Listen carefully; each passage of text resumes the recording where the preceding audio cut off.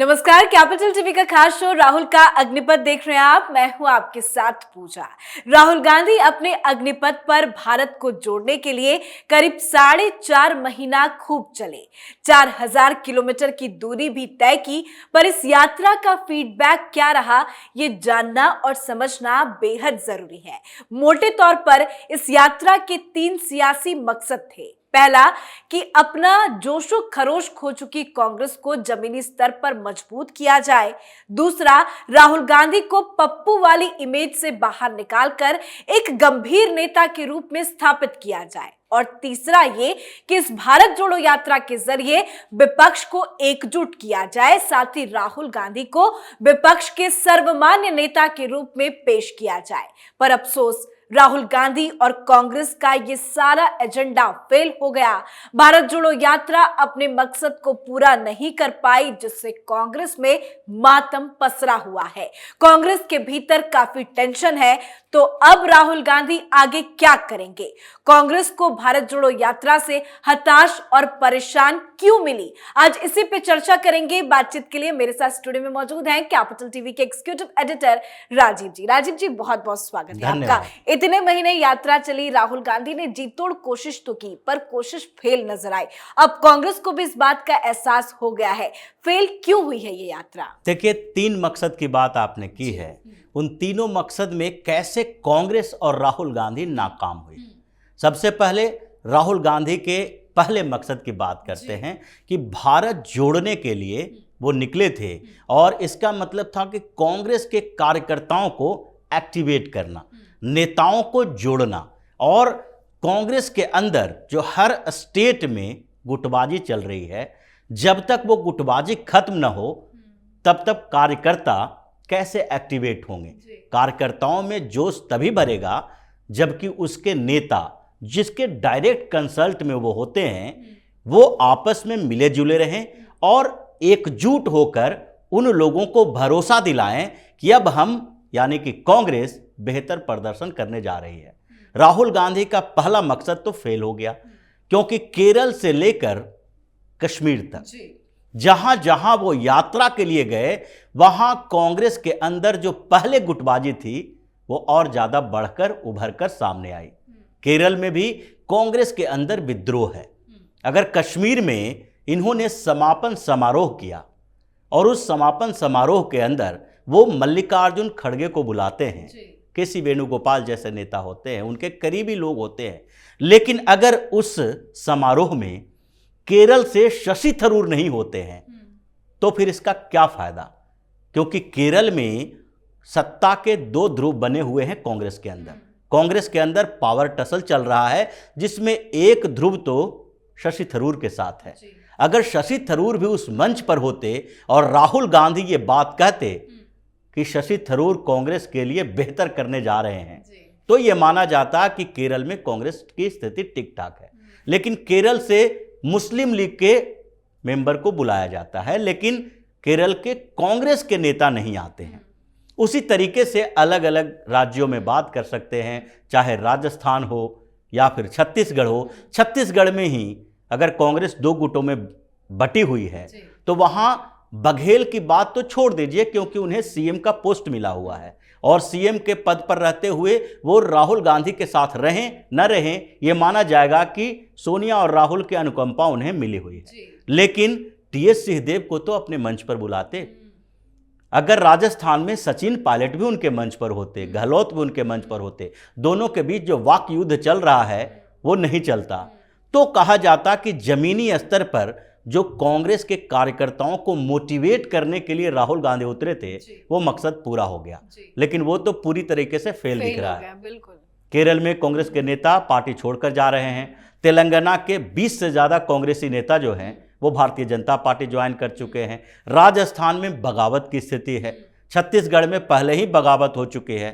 वही नहीं, जैसे ही पंजाब से बाहर निकले, पंजाब कांग्रेस का एक बड़ा नेता मनप्रीत बादल पार्टी छोड़कर चले गए, बीजेपी ज्वाइन कर लिया। तो ऐसे में कांग्रेस के कार्यकर्ताओं को सिर्फ राहुल गांधी का चेहरा देखकर मनोबल तो बढ़ेगा नहीं, क्योंकि ग्राउंड पर उन लोगों को काम करना है और वो लोग देख रहे हैं कि जिन लोगों से हर रोज उनको निर्देश लेना है, जो राज्य की स्ट्रेटजी बना रहे हैं, सियासी समीकरण तय कर रहे हैं, वही आपस में उलझे हुए हैं। तो उन लोगों के अंदर कंफ्यूजन इस बात की रही है कि हम किसी मुद्दे पर स्टैंड क्या लें। अब चाइना का मुद्दा आएगा तो चीन के मुद्दे पर वो स्टैंड क्या लेंगे, चीन के खिलाफ लेंगे या फिर भाजपा के खिलाफ लेंगे? क्योंकि भाजपा की सरकार अगर चीन के मुद्दे पर कठोर रवैया अपना रही है, बैन लगा रही है, चीन के ऊपर बार बार अंकुश लगाने की कोशिश कर रही है और आप भाजपा और सरकार के ऊपर हमला कर रहे हैं, तो कार्यकर्ता भी कंफ्यूज हैं, नेता भी कंफ्यूज हैं और गुटबाजी तेजी से बढ़ी है राहुल गांधी के बाद। तो ऐसी स्थिति में पहला मकसद तो फेल हो गया। दूसरे मकसद की बात जहां तक छवि सुधारने की है, तो राहुल गांधी की छवि तब सुधरती जबकि वो मैच्योरिटी दिखाते इस यात्रा के दौरान हर बात को बोलने के लिए। ये मैच्योरिटी उन्होंने दिखाई नहीं, परिपक्वता दिखाई ही नहीं पड़ी। उटपटांग बयान देते रहे, विवादित बयान देते रहे और ये बार बार कई मंच पर देखा गया जब राहुल गांधी प्रेस कॉन्फ्रेंस करते होते हैं और जयराम रमेश वहां होते हैं, कम्युनिकेशन सेल के प्रमुख हैं, तो वो बार बार राहुल गांधी को चुप करवा देते हैं कि अब आप मत बोलो। इसका मतलब है कि कांग्रेस के दूसरे नेताओं को भी लगता है कि राहुल गांधी जितना कम बोलें उतना ही ज्यादा बिल्कुल। बढ़िया पूरे होगा। भारत जोड़ो यात्रा में 13 प्रेस कॉन्फ्रेंस राहुल गांधी ने की है, लेकिन एक भी प्रेस कॉन्फ्रेंस में उनकी तारीफ नहीं हुई है। बिल्कुल तारीफ होगी भी नहीं, क्योंकि उनके पास जेन्युइन मुद्दों के लिए आइडिया ही नहीं है। वो ब्लूप्रिंट बता नहीं पाते हैं कि आखिर भारतीय जनता पार्टी के खिलाफ अगर कोई कांग्रेस को वोट दे तो कांग्रेस से बेहतर की उम्मीद कैसे कर सकते हैं? कैसे करें, बिल्कुल। क्योंकि कांग्रेस ऐसी नई पार्टी तो है नहीं। केजरीवाल ये बात पहली बार बोल सकता था, या फिर कोई ऐसी राजनीतिक पार्टी है जो पहली बार ये कह सकता है कि मुझे सत्ता का मौका नहीं मिला है, दोगे तो बेहतर करेंगे। लेकिन कांग्रेस का तो इतिहास रहा है, घोटाले घपलों का इतिहास रहा है, देश के साथ गद्दारी का इतिहास रहा है। कांग्रेस के समय में पाकिस्तान के साथ रिश्तों का, जम्मू कश्मीर को लेकर यूएन तक जाने में, कश्मीर का मुद्दा अंतर्राष्ट्रीय बनाने में कांग्रेस की भूमिका रही है। कांग्रेस की फॉरेन पॉलिसी भी फेल हुई। विदेश नीति के आधार पर देखें, श्रीलंका हमसे दूर चला गया। श्रीलंका है जो लगातार चीन के साथ जाता रहा, पड़ोसी देशों के साथ संबंध अच्छे नहीं रहे। आज पूरा अरब देश पाकिस्तान के खिलाफ भारत के साथ खड़ा है। तो यूरोप में भी भारत की विदेश नीति की सराहना हो रही है। विदेश मंत्री जयशंकर हर मंच पर अमेरिका जैसे देशों को भी आईना दिखा रहे हैं। रूस यूक्रेन युद्ध के समय भारत की निष्पक्षता की हर जगह सराहना हुई। तो आप किस आधार पर नैरेटिव क्रिएट करेंगे कि भाई कांग्रेस को वोट देकर केंद्र में सत्ता में वापसी करें और कांग्रेस ही आपको भारतीय जनता पार्टी से बेहतर सरकार दे सकती है? ये नरेशन पहले भी था, इसलिए कांग्रेस इतने दिनों तक सरकार में रही। बीच में मोरारजी देसाई आए, चौधरी चरण सिंह आए, वीपी सिंह की सरकार बनी, लेकिन उस समय भी कांग्रेस यही बताती रही कि ये लोग हमसे बेहतर सरकार नहीं दे पाते हैं। स्थिरता का मुद्दा रहा कि स्टेबल गवर्नमेंट ये लोग नहीं बना पाते हैं। भारतीय जनता पार्टी की जब पहली बार सरकार बनी, उस समय भी एनडीए के समय, वाजपेयी जी के समय भी कांग्रेस बार बार ये नरेशन क्रिएट करती रही कि ये स्टेबल गवर्नमेंट नहीं दे सकते हैं, इनकी सरकार इतने पहियों पर चल रही है कि स्टेबिलिटी होगी ही नहीं।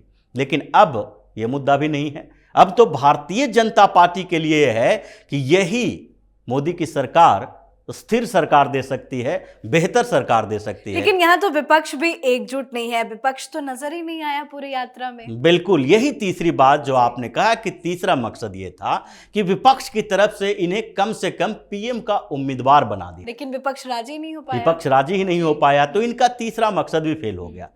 23 पार्टियों को इन्होंने इन्वाइट किया, उसमें से केवल 5 पार्टियों के प्रतिनिधि आए, यानी कि 5 महीने, लगभग 5 महीने की यात्रा में राहुल गांधी 5 पार्टियों को अपने साथ रख सके जो पहले से ही कांग्रेस की सहयोगी। लेकिन अगर 5 पार्टी आए भी, लेकिन उसमें बड़ा चेहरा क्यों नहीं मौजूद है? ना शरद पवार नजर आए, ना शिवसेना से उद्धव ठाकरे नजर आए, कोई बड़ा चेहरा तो राहुल के साथ खड़ा होता हुआ नजर नहीं आया। क्योंकि उन बड़े चेहरों को लगता है कि राहुल के नेतृत्व में वो काम नहीं कर सकते। महाराष्ट्र में सरकार बननी थी, उद्धव ठाकरे उस समय कह रहे थे कि हम सीएम नहीं बनेंगे, आदित्य ठाकरे को सीएम बना दिया जाए, लेकिन एनसीपी और कांग्रेस के नेताओं ने नहीं माना।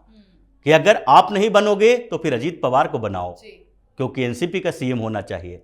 तो उसी तरीके की बात है। ये सारे नेता ये सोचते हैं कि कम से कम सियासत में राहुल गांधी से उनका अनुभव ज़्यादा है, राहुल गांधी से वरिष्ठ हैं, राहुल गांधी से ज़्यादा बेहतर राजनीति करते हैं, तो फिर उनके नेतृत्व में वो कैसे, सिर्फ इसलिए कि वो कांग्रेस के युवराज हैं इसलिए तो उनके सामने सरेंडर नहीं किया जा सकता। क्योंकि ये सारे के सारे पार्टियां जो है, लगभग कई पार्टियां हैं जो कांग्रेस से टूटकर ही बाहर गई है, और उसके पीछे उनका मकसद ही यही रहा है कि वो गांधी नेहरू परिवार के वर्चस्व के खिलाफ लड़े, चाहे शरद पवार हो या ममता बनर्जी हो। ये सारी की सारी पार्टियां जो कांग्रेस से टूटी, ये गांधी नेहरू परिवार के वर्चस्व को तोड़ने के लिए थी। तो ऐसे में इन लोगों ने भी स्वीकार नहीं किया। तो अब कांग्रेस के अंदर इसी बात का कंफ्यूजन है, क्योंकि 1.5 महीना पहले जब जयराम रमेश से यही सवाल पूछा गया था तो उन्होंने कहा था कि 1 महीना 1.5 महीना इंतजार करो, जब कश्मीर में समापन समारोह होगा तब इसका जवाब मिलेगा। अब जयराम रमेश क्या जवाब देंगे कि सिर्फ 5 पार्टी के छोटे मोटे नेताओं के साथ उन्होंने प्रोग्राम किया। अब मल्लिकार्जुन खड़गे क्या जवाब दे पाएंगे, जिन्होंने इनविटेशन भेजा और उनके इनविटेशन को रिजेक्ट कर दिया गया। तो यानी कि लब्बो लुबाब यही है कि राहुल गांधी की पूरी यात्रा में राहुल गांधी को सारी विपक्षी पार्टियों ने नकार दिया। कांग्रेस के अंदर अब मंथन चल रहा है कि अब क्या करेंगे, क्योंकि यही जयराम रमेश ने एक इंटरव्यू में कहा था कि अगर यह यात्रा फेल हो गई, विपक्ष को नहीं जोड़ पाए, कांग्रेस को वाइब्रेट नहीं कर पाए, तो फिर सोचना पड़ेगा कि अगले 20 सालों तक कांग्रेस जीवित कैसे रह पाएगी। अब सोचेंगे बैठ के। अब ये सोच रहे हैं, मातम पसरा हुआ है, सोनिया गांधी की टीम भी बैठी हुई है और राहुल गांधी के कैंप में अब इस बात को लेकर मंथन चिंतन चल रहा है कि अगला कदम क्या होना चाहिए। जी, बहुत बहुत शुक्रिया समझाने के धन्यवाद। लिए। तो कांग्रेस राहुल गांधी को विपक्ष का एकमात्र और बड़ा चेहरा बनाने में फेल साबित हुई है। इसीलिए अब बड़ा सवाल ये है कि नफरत के बाजार में मोहब्बत की दुकान खोलने वाले राहुल गांधी अगर अब भी समूचे विपक्ष को एकजुट नहीं कर पाए तो 2024 में वो मोदी सरकार को हटाने का ख्वाब किस दम पर पाले बैठे हैं। बिखरा हुआ विपक्ष किसी भी सरकार को बदलने की ताकत नहीं रखता और शायद इसीलिए देश की जनता उस पर भरोसा नहीं करती कि जो खुद एकजुट नहीं है वो उसकी उम्मीदों को भला कैसे परवान चढ़ाएगा। अब देखना होगा कांग्रेस इस सदमे से कैसे अपने आप को बाहर निकल पाती है। आज के हमारे शो में फिलहाल इतना ही। देखते रहिए कैपिटल टीवी। नमस्कार।